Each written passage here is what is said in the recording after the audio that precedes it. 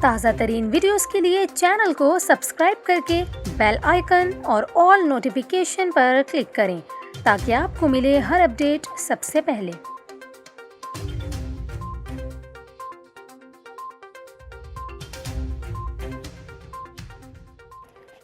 السلام علیکم، news 24/7 Urdu service میں خوش آمدید۔ ناظرین، آپ کو بتائیں کہ ملک میں مسلسل 5ویں دن کورونا وائرس کے مثبت کیسز کا تناسب بڑھا ہے۔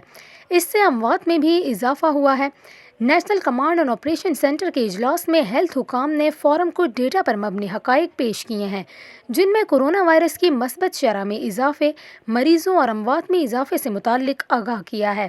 NCOC کے اجلاس میں بتایا گیا کہ گزشتہ 4 دنوں میں کورونا وائرس کے کیسز کی اوسطاً مثبت شرح 40% رہی ہے۔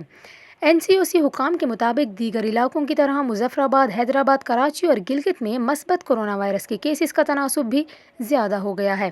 اجلاس میں بتایا گیا کہ پنجاب کے اسپتالوں میں کورونا وائرس کے مریضوں کی تعداد میں اضافہ ہو رہا ہے۔ اسپتالوں میں تشویشناک حالت کے مریضوں کی تعداد میں بھی اضافہ ہو رہا ہے۔ چیف سیکرٹری پنجاب نے صوبہ پنجاب میں بڑھتے ہوئے کورونا وائرس کے کیسز سے متعلق فورم کو آگاہ کیا۔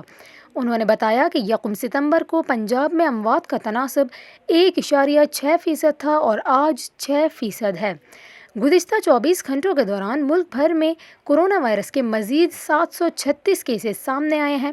مزید 13 افراد اس موذی وبا کے سامنے زندگی کی بازی ہار گئے ہیں، جبکہ 510 مریض اس بیماری سے شفایاب ہو چکے ہیں۔